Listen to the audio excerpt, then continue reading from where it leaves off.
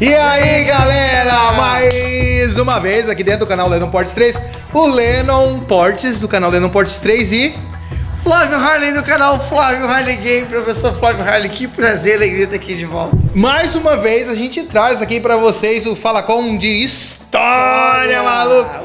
E hoje é o seguinte, cara, hoje a gente vai falar aí da famosa Cleópatra. É difícil falar esse nome, cara. Cara, Difícil falar esse nome.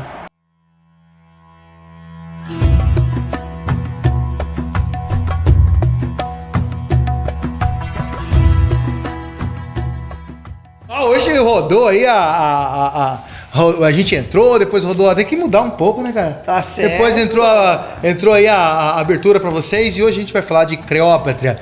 Antes da gente falar propriamente da Cleópatra, eu quero tocar como sempre a gente traz umas analogias, né, um pensamento flutuante aí. Gostou? É isso aí, gostei do pensamento flutuante. Para você poder se localizar.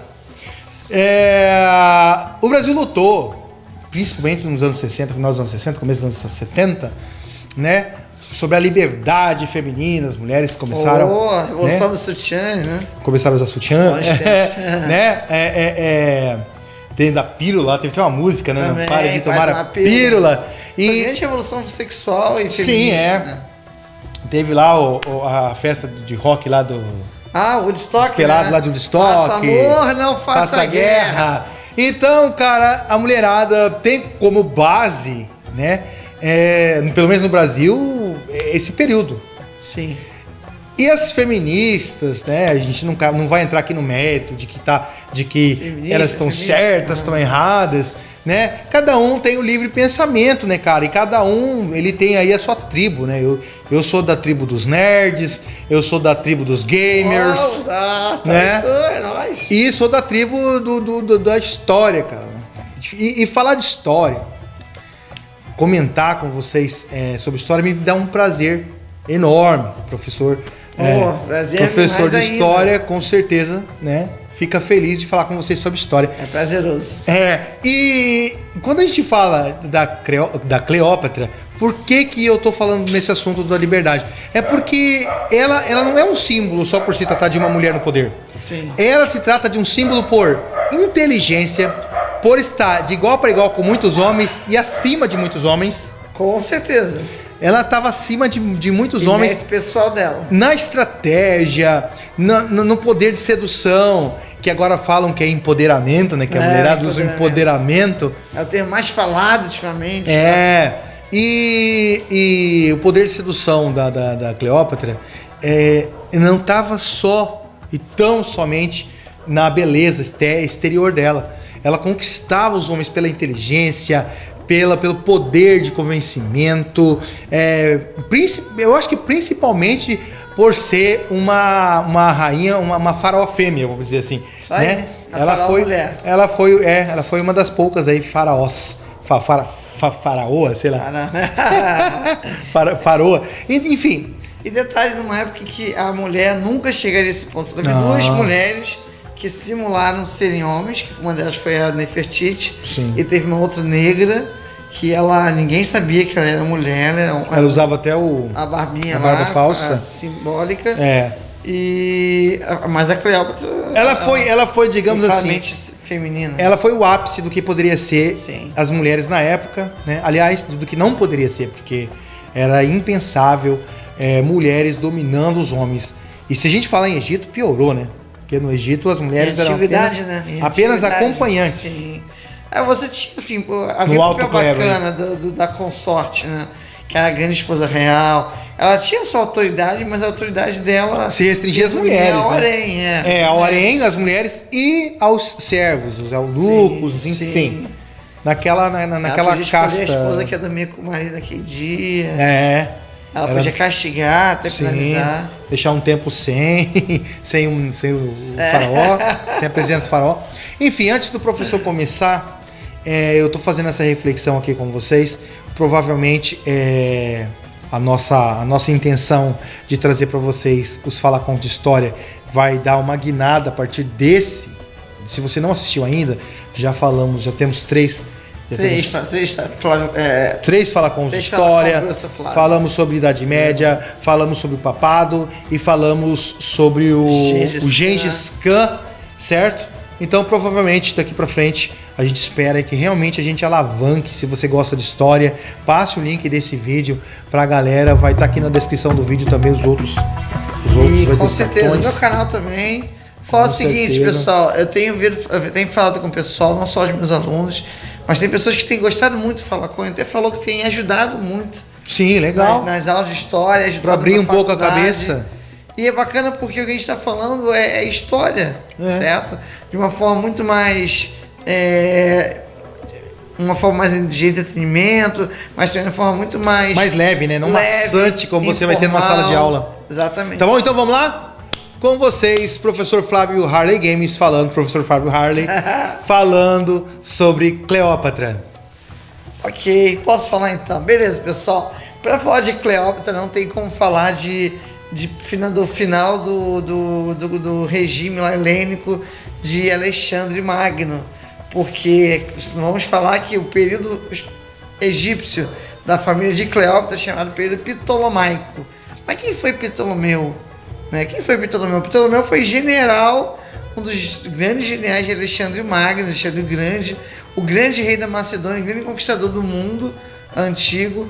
Lá em 323, o Ptolomeu I, ele já assume, o Ptolomeu Sóter, ele já assume a dinastia dele no Egito. Por quê? Mas por que ele foi para o Egito? Alexandre morreu quase nos seus 32 anos, seus 32, 31 anos. Ele morreu sem deixar herdeiros. E o que acontece? Seus generais dividem o seu grande império entre si. Entre os principais, quer dizer, um principal que a gente vai falar agora é o Ptolomeu, que vai iniciar uma dinastia de faraós gregos, e faraós da dinastia ptolomaica. Ou seja, nessa época o Egito estava dominado pelos gregos. Com certeza, já tinha Alexandria, fundada Alexandria pelo próprio Alexandre Grande, Tanto que vai ter várias Alexandrias pelas províncias tomadas. E aí Ptolomeu inicia então, Ptolomeu I, Ptolomeu Sóter, inicia a sua dinastia lá em 323 a.C. Tá? A Cleópatra é descendente do Ptolomeu e filha do Ptolomeu XII. Filha de Ptolomeu XII, e algumas fontes dizem que ela governou com o pai. Certo? Foi instruída por um Ptolomeu, pensa. Não, ela tem uma criação assim absurda. Ela chegava a escrever até 11 a 12 idiomas, e ela é tão impressionante que ela ficou famosa por ser uma estrategista, por ser uma grande negociadora, e toda vez que ela conversava com alguém de fora, ela fazia alguma negociação comercial ou qualquer negociação política, ela falava na língua da interlocutor. Cara, isso é incrível. É isso que ela conquistava todo mundo, e a fama dela correu, o Baixo e Alto Egito e a parte romana e tudo, foi espalhando, E quando o pai dela morre lá em 51 a.C., se não me engano, ela nasceu em 69 e morreu em 30 antes de Cristo. 69 a.C. até 30 a.C., morreu com 39 anos, jovem, Ou como alguns dizem, supostamente. Supostamente. E o que é interessante... Há controvérsias. Alguns dizem que tem controvérsia. E o que é interessante na Cleópatra é que ela dizem que ela reinou com o pai, o Ptolomeu II, ou 12º, o Ptolomeu XII. E quando o pai morre lá em 51, ela assume com 17 anos o trono do Egito. Com 17 anos. Por quê?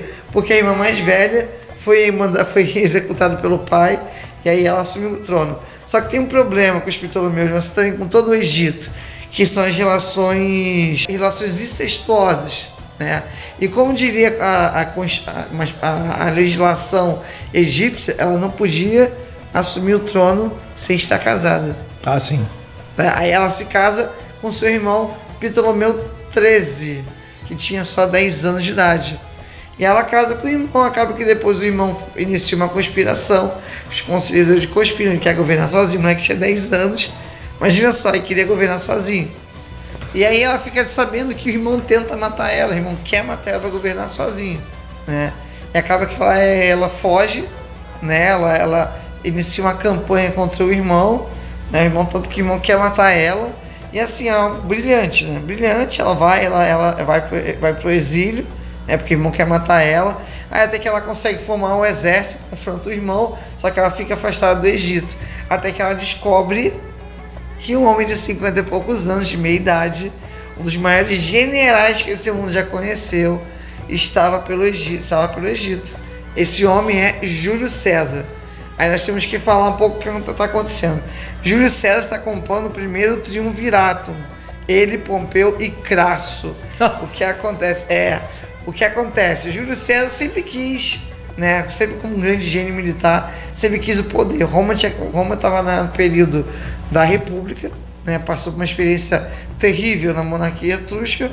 E aí, como república, Roma cresceu bastante, até que chegou um ponto ali que Júlio César e outros generais cresceram, principalmente nas batalhas após a batalha de Guerras Púnicas contra Cartago.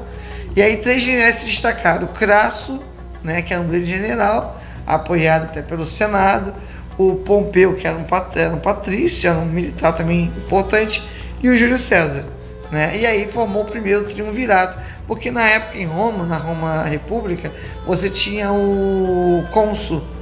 Ah, sim. Eram 2 cônsuls, agora são 3. Então formou o primeiro triunvirato. Vou ter que explicar isso, porque depois vamos falar do segundo triunvirato, explicar a outra situação dela, sim, com outro membro do segundo triunvirato. Olha a estratégia dela, já está lá com seus 18, 19 anos.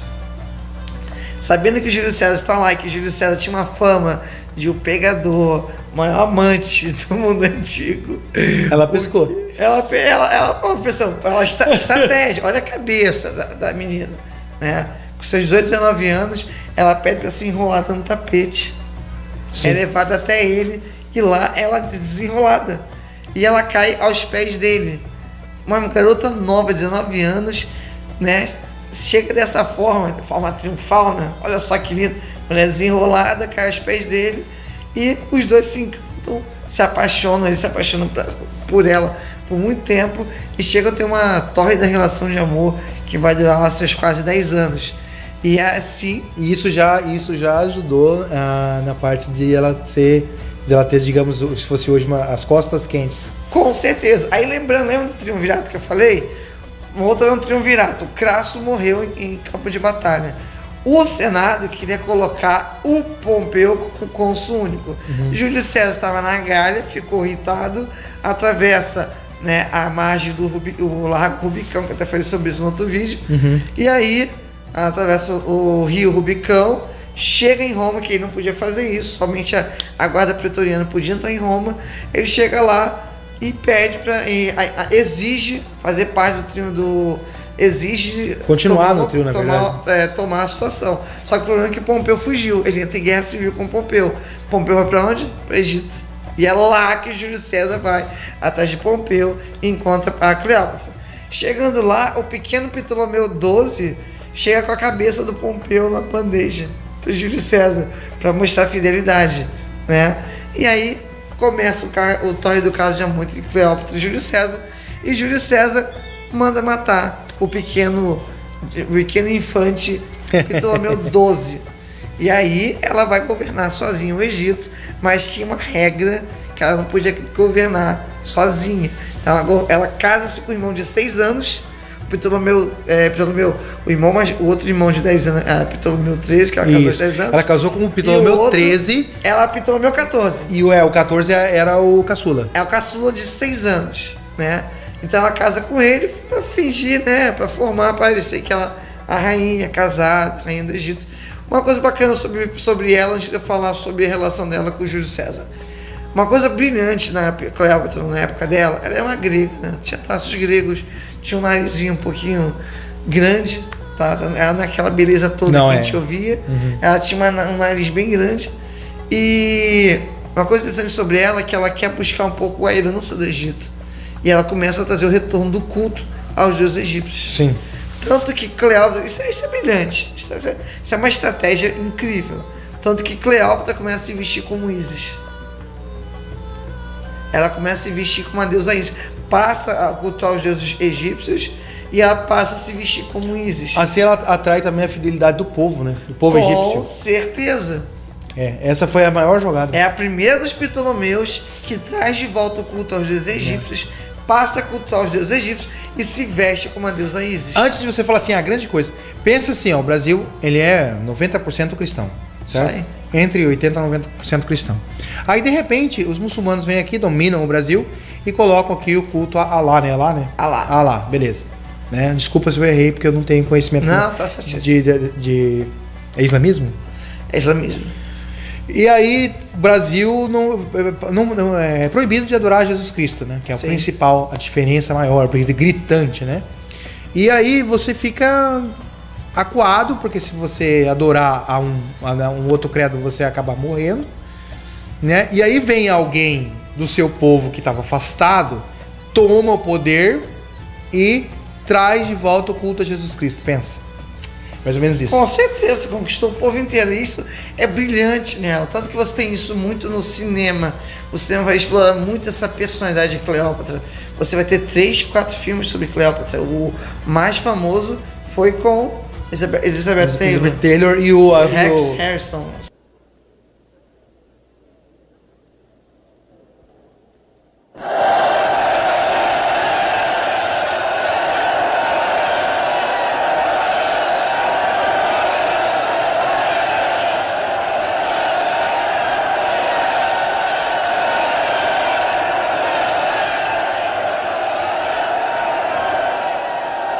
Sua rainha conquistou o povo de Roma.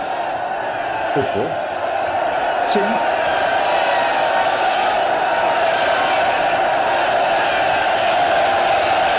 Se não me engano o nome do ator. É, o que fez o Júlio César. Impressionante. E tu vê assim, Vou né? tentar achar um link dele online aí, deve ter no YouTube, vou tentar. Com certeza. E vou trazer pra vocês aqui na Eu descrição. quero assistir também, porque Vale eu tô muito muito a pena. vontade de assistir. Assim, ó, pra você ter noção, não tá, está meio que falando sobre o filme, mas a produção foi tão grande que tudo que você vê no filme não tem chroma key, não tem nada digital. É simplesmente uma cidade que eles Foi refeito, montam. né? Eles remontam Alexandria, fica lindo, sabe? Então, realmente, e sabe quanto que Elizabeth Taylor ganhou nesse filme? $1 milhão. Ninguém nunca antes ganhou esse valor. E então o Hollywood explora muito isso. Querendo ou não, ela é uma mulher inteligente, Na época, né? Na intelectual. época. na época. $1 milhão na época, $1 milhão na época, Sim, desculpa. né? Hoje é muito mais. Hoje é muito não, mais. sim, hoje é muito mais. Mas assim, a Cleópatra em si é uma mulher brilhante, intelectual, diplomata, uma mulher que fala, ela poliglota, ela fala diversas línguas. Vamos falar multiglota, né? Porque... Multiglota. A mulher é versada, ela teve uma educação muito boa. Muito boa. Ela é versada em idiomas como aramaico, o hebraico, latim, o grego, o egípcio e outros que eu não me vem à cabeça agora. Então, é uma mulher brilhante, é uma estrategista, é uma chefe de Estado, é uma mulher que você poderia confiar. Então, o que acontece? Aí ela tem esse tórrido caso de amor com o Júlio César e eles têm um filho chamado... Lembrando que ele era bem mais velho que ela. Bem mais, assim, uns 30 anos berrando. 30 e poucos anos mais velho que ela. Tá? E assim, tinha uma fama mesmo que o Júlio César era pegador, que tinha uma pegada diferente. E era bem diferente, tanto que o Júlio César era casado. E quando ela vai para Roma com o Júlio César, ela fica 3 anos em Roma, ela tem um filho chamado Cesário, né? Tanto que ela já é meio que odiada por Roma nesse momento. Então, o que é interessante sobre isso? Então, beleza. Então, o Júlio César, só que tem um problema, 3 anos depois dela chegar em Roma com o Júlio César e o pequeno Cesário, Júlio César é morto pelo Senado, né? Mesmo porque ele já tava velhinho, né? Eu tava velhinho, Tava o cara, fácil. assim, ó, Foi jogo rápido. pra você ter noção, o Júlio César foi tão grosso como não grosso pro Senado, ele era grosso, ele era não polido politicamente, mas ele é amado pelo povo. Sim. Ele distribuía dinheiro, ele distribuía trigo, o cara é amado pelo povo, tanto que quando ele morre tem uma guerra civil forte em Roma. O que acontece é que o Senado via ele como risco, tanto que ele não era, sabe qual é o título do Júlio César? Ditador perpétuo de Roma. Ele não chega a ser imperador. Ele é chamado de ditador, que era um título que tinha, que durava só 6 meses em caso de guerra. Então ele torna-se ditador perpétuo de Roma, o Senado sabendo, e ele deu mole, marcou touca, porque ele sabia que o Senado estava na cola dele, e no Senado ele é pego, tanto que ele fala aquela frase, até tu, Brutus, que é o amigo Brutus dele, da a última É o Judas. se não me engano. É o Judas. que faz Cleópatra com essa treta toda? Ela volta para o Egito. E aí ela fica de olho, né, num jovem general que aí surge, aí tem que contar, tem que voltar aqui a Roma. Morreu Júlio César. E agora, José? E agora? Né? Bom, guerra civil, porque o povo queria enterrar Júlio César, guerra civil. E aí o Senado resolve criar um segundo triunvirato, só que tem um detalhe. Então o segundo triunvirato era? Lépido, Marco Antônio e Caio Otávio de Turino. Era o segundo triunvirato. Por quê? Júlio César morreu, mas deixou, dizem, né, o que foi mostrado ali, que ele adotou seu sobrinho neto, Caio Otávio de Turino, filho de sua sobrinha. Ele adotou e tinha deixado seu testamento no templo das sacerdotisas vestais. E lá ele deixava o trono, né, a coroa de Roma para Caio Otávio de Turino. Só que o moleque tem 17 anos. Ele vai com 16, 17 anos, ele vai para Roma para pleitear o lugar dele, e aí o Senado é obrigado a colocar ele como um dos 3 membros do triunvirato. E aí começa a guerra entre Caio Otávio e Marco Antônio. Bom, vamos voltar a Marco Antônio. Marco Antônio está servindo como governador da parte oriental de Roma. E aí Cleópatra, isso 9 anos depois do lance dela com Júlio César. Cleópatra, vendo que ele era ambicioso, mais jovem, né, e bem ambicioso, ela volta a seus olhos a Marco Antônio. E aí rola um grande torre do caso de amor, novamente, estrategicamente, Cleópatra, né, lá com Marco Antônio. Vamos lá, vamos voltar para o triunvirato. Esse é o triunvirato, e aí Lépido sai, né, e ficam só os dois, guerra civil. Marco Antônio está no Egito com Cleópatra. Uma das coisas que Marco Antônio faz, que é antiestratégico, ele devolve o Egito para Cleópatra. Ah, sim. O Caio Otávio de Turino usa isso que ele fez e faz com que o povo tome raiva. Como inconstitucionalidade, no caso. Inconstitucional. O Senado quer a cabeça de Marco Antônio. E aí na Batalha do Ácio, que é a batalha final, eles estão lá no Rio Nilo, né? Eles estão no Rio Ácio, né? Na Batalha do Rio Ácio, perto ali bem do Egito ali. Eles entram numa batalha, Marco Antônio perde. E aí Marco Antônio se suicida e Cleópatra pega uma serpente, supostamente, pega uma serpente e marca de seu seio. E ela morre. Faltou dizer que o filho dela, que ela estava deixando preparado para o filho. Ela teve 2 filhos com Marco Antônio, certo? E estava preparando seu filho, Cesário, se eu não me engano, para assumir o trono. Essa preparação que ela teve. E ele teve a mesma criação, tanto romana quanto grega e egípcia, por parte dela. Então, tem várias teorias, né? Essa é a teoria, digamos, mais concreta que você estuda na escola, que você aprende e que os egípcios dão como certa, como documentada. Mas nunca foi encontrado realmente o local onde a Cleópatra tem... Dizem que não exatamente no barco que ela estava, que ela morreu, que ela voltou para Alexandria. Tem outros teorias que de volta a Alexandria que ela se matou. Então, aí vem aquela pergunta, né? Uma pessoa da inteligência da Cleópatra, uma pessoa que estava preparando tudo para o seu filho assumir, né, o reinado no Egito. E quem sabe, né, ela sonhava em até ele ter um posto, um alto cargo em Roma também. Sim, com certeza. Então uma pessoa dessa não me parece uma pessoa que vai se suicidar por causa de namorico. Ela não era mais uma garota jovem de primeira viagem. Se isso acontecesse com o primeiro... Tinha seus 39 anos de idade. Se isso acontecesse com... gente, agora não use isso pra escola. Eu só tô fazendo aqui as minhas analogias como sempre, né? E são super bem-vindas essas analogias. Fazendo você refletir. Uma mulher que já viveu lá o seu primeiro caso seu grande caso de amor lá no início. Uma mulher que conviveu com vários homens. Tinha até a fama, né, de tomar banho de esperma dos servos dela. Ela tinha várias, mas isso aí é tudo contos. Ninguém sabe a real. Sabe-se que ela era estrategista. Então existe uma ideia de que ela não morreu, que ela fingiu a morte, que esse corpo foi encontrado, como se fala, ilegível, não dava para você ver quem era. Acharam o busto dela no templo. Recentemente foi descoberto o busto dela no templo, tá? Um templo pagão. E dizem que estão para quem anda encontrar o corpo, mas que encontrou Cleópatra. Então, dizem as más línguas, né, que ela fugiu, que ela foi dada como morta. Que seria o estratégico. Sim, né? que ela estando acuada dos dois, praticamente dos dois lados, né? Porque também tinha nessa ela época, virou inimiga do Estado romano. nessa época era comum a realeza ser morta pelos que iam tomar o lugar. Então ela fugiu do Egito. Ela deixa alguém morta lá, e, né, para dar a ideia de que foi ela, por envenenamento, já encontrada em